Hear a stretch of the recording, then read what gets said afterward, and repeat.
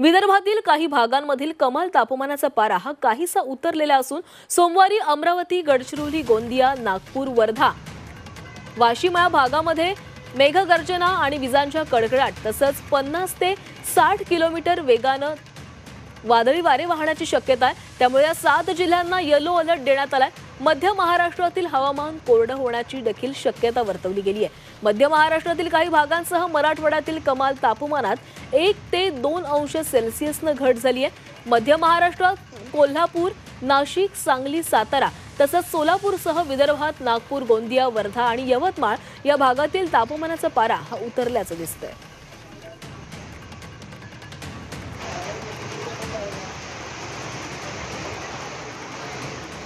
तर 2 ते 3 दिवस अवकाळी पावसाचा अंदाज वर्तवण्यात आलेला आहे। विदर्भामध्ये पावसाची शक्यता आहे।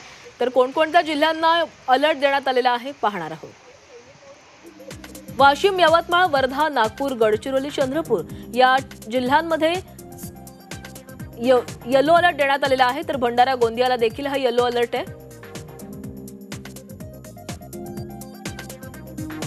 तर वाशिम, यवतमाळ, वर्धा, नागपूर, गडचिरोली, चंद्रपूरला येलो अलर्ट देण्यात आलेला आहे आणि भंडारा, गोंदियाला ऑरेंज अलर्ट आहे।